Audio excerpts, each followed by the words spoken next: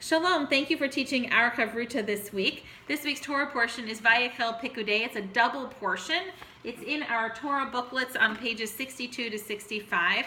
Now, in this week's Torah portion, there are a lot of wonderful tidbits to choose from to facilitate conversation with our wonderful fourth graders. Among them is the building of the tabernacle. The tabernacle is the portable sanctuary. It's interesting to talk with the kids perhaps about what is the holiness that they carry with them that is not just in a place like a temple with an ark and pews, but a feeling, a sense, a motto that they might carry with them that reminds them that things are holy. In this week's Torah portion, the people are invited to bring gifts to the tabernacle to help build it. Now, this is the first time, and maybe the only time in the Torah where the people are actually invited to do something, to volunteer, as opposed to being told what to do, being commanded. They're not commanded to bring everything. They're told to bring it if they have a willing heart. In fact, there's a verse that says, "Whoever is of a willing heart, let him bring it." As if to say that what God really wants is your willing heart, not the things that you bring, a generous heart. Now, one of the things that's interesting to talk with the kids about is every other time the Jews are commanded to do something, they act stubbornly and they often rebel and they get stiff-necked. And this time they're asked to volunteer of their own willing heart, and they volunteer so much that it gets to a point where Moses actually has to turn people away from giving so much. So what's the difference between doing an act because you want to and doing an act because you're told to do it? Which time are you more likely to participate with your full self? This week's Torah portion also returns to the idea of Shabbat. Now, Rabbi Abraham Joshua Heschel talks about how Shabbat is mentioned in the Torah portion where we talk about building the tabernacle, because Shabbat itself is also a kind of building. Now, on Shabbat we're supposed to rest. We're not supposed to build anything. But what Heschel means is that we stop building things in space on Shabbat and we start building palaces in time. And Heschel has that famous verse, those famous words where he says that Shabbat is a palace in time. So how do we string together our moments? How do we find eternity in our moments? What are the things that we do to sanctify time? In what ways, you can ask the students, in what ways is time superior to space? Do we want more and more things? We spend time accumulating things and things and things, but ultimately, what do we really want more than anything is more time. So that's an interesting thing to pursue, is the power of time.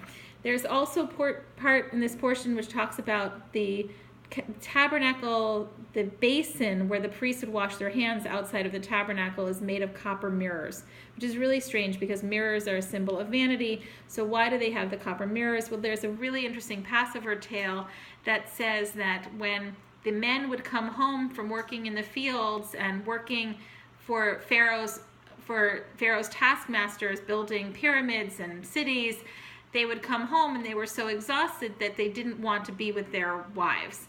They were too tired, they felt mistreated, they had no confidence, they were beaten down like animals.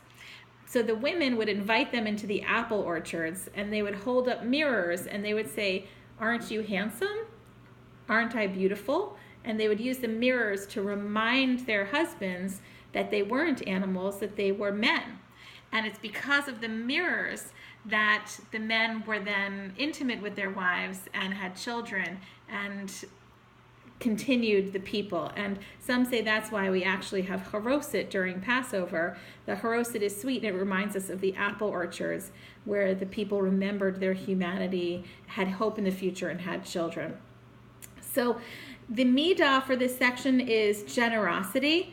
There are a lot of wonderful stories about generosity. On page 64, there's a story the Baal Shem Tov teaches, the founder of Hasidism, that in hell people sit around a great banquet table piled high with food, and each person is given a fork that is 6 feet in length, and their elbows are locked and they can't feed themselves. Now, in heaven, however, we learn that it's exactly the same thing, except that the people are feeding each other. So hell can be heaven if we just learn to support each other. there is an interesting question you can ask the students. Who is more of a righteous person? A person who gives 1,000 individual coins to 1,000 different people, or who finds one beggar and gives them 1,000 coins? So which one is the greater tzaddik? The one who gives to many people a little bit, or the one who gives a lot to one person? The rabbis actually say it's better to give a little bit to a lot of people. Why?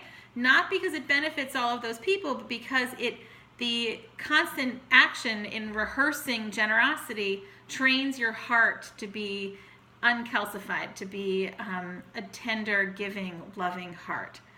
Maimonides says the virtues of character do not come to a person through greatness of deeds, but the number of deeds. So you might do a couple of really great things, but to be consistently good, that's actually what makes you righteous. So there are a lot of beautiful stories here. One other quick story I'll share is one that I love, which isn't included here, about generosity, which is about the question of why does God choose this particular place to build the temple? And there's a midrash the rabbis tell of two brothers, one who has many children and a family, and one who is living alone. And the one who's living alone, his heart is moved for his brother, thinking his brother has so many mouths to feed. What I'll do is I'll take some of my grain and I'll bring it over to my brother so that he'll have food. And the brother with many children thinks, oh, my brother is alone. He doesn't have children to help him in the fields. I'll bring him some of my grain. And day after day, the two brothers drop grain off at each other's homes without the other one knowing, until one time they are both walking towards each other's homes and they bump into each other in the middle. And they realize that all this time they've been supporting each other in great love. And that place where brothers come together, Torah is so much about brothers not coming together. That place where brothers come together is the place that God chooses to build the temple. So what are the actions that we do that cause temples to be built? Not temples out of stone, but temples out of essence, temples that we build in time. Thank you.